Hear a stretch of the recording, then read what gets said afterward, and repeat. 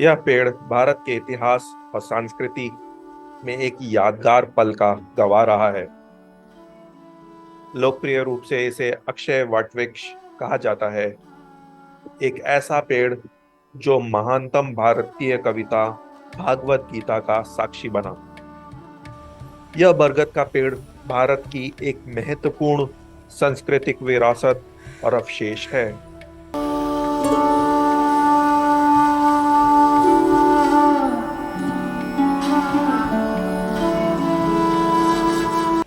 इससे पहले कि हम आपको इस पेड़ के बारे में और बताएं, आइए आपको संक्षेप में इतिहास भी बताते हैं।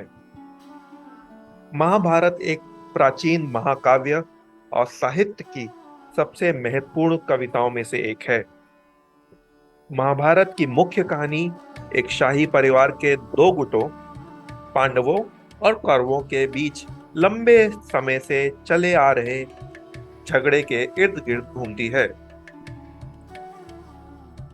इस संघर्ष का समाधान इन दोनों गुटों के बीच में एक भयंकर युद्ध के माध्यम से होता है।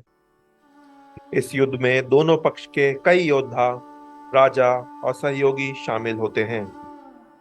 हजारों लोग युद्ध के मैदान में वीर गति को प्राप्त हो जाते हैं। युद्ध 18 दिन तक चलता है, जिसको प्राचीन इतिहास में सबसे लंबे समय तक दर्ज की गई युद्धों में से एक माना जाता है। यह युद्ध भारत के कुरुक्षेत्र नाम के पवित्र स्थान पर लड़ा गया था।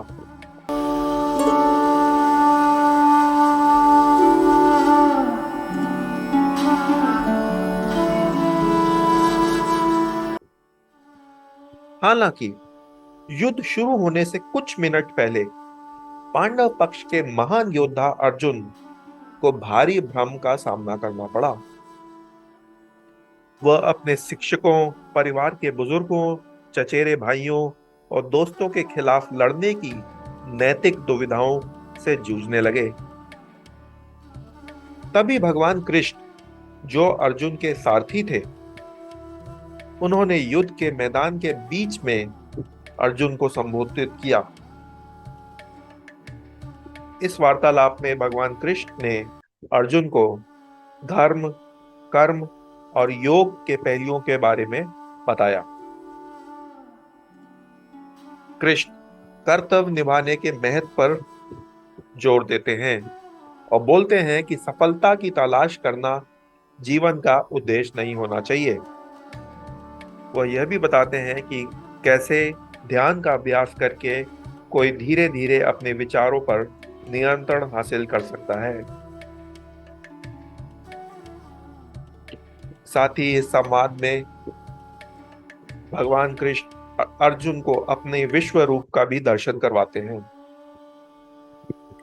इस प्रकार अर्जुन ब्रह्मांड की प्रक्रिया और नियति का अर्थ समझ पाते हैं और युद्ध में आगे बढ़ते हैं। यह संपूर्ण चर्चा भगवत गीता में सम्मिलित है।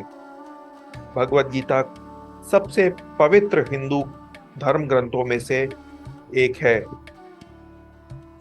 लेकिन भगवत गीता की शिक्षाएं किसी विशेष धर्म या संस्कृति तक सीमित नहीं हैं। गीता नैतिकता, कर्तव्य, स्वयं की प्रकृति और आध्यात्मिक ज्ञान जैसे विषयों को संबोधित करता है। दुनिया भर के विद्वानों और गुरुओं ने भगवत गीता का अध्ययन, अनुवाद और टिप्पणी किया है। गांधी से लेकर मंडेला तक इसकी शिक्षाएं कई मशहूर हस्तियों और प्रभावशाली व्यक्तियों को उनकी आध्यात्मिक यात्राओं में प्रेरित और मार्गदर्शन करता है।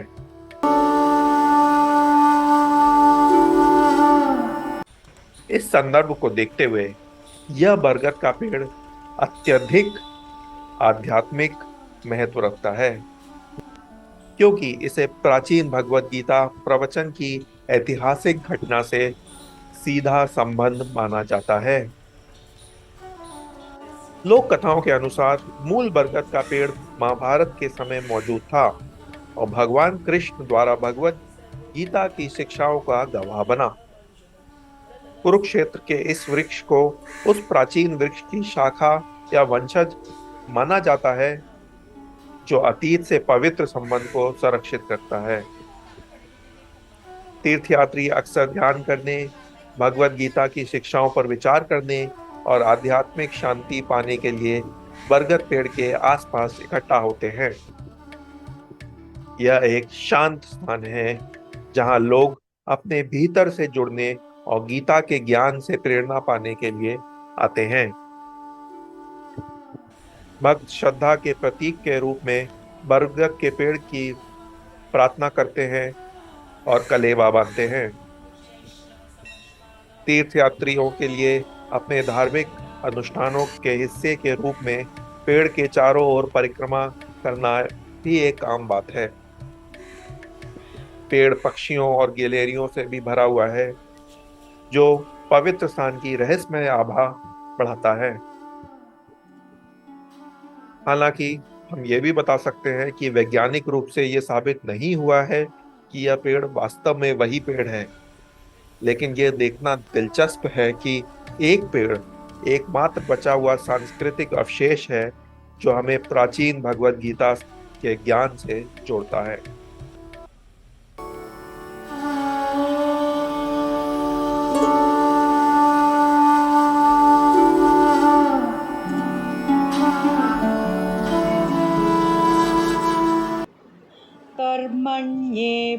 कर्मण्येवाधिकारस्ते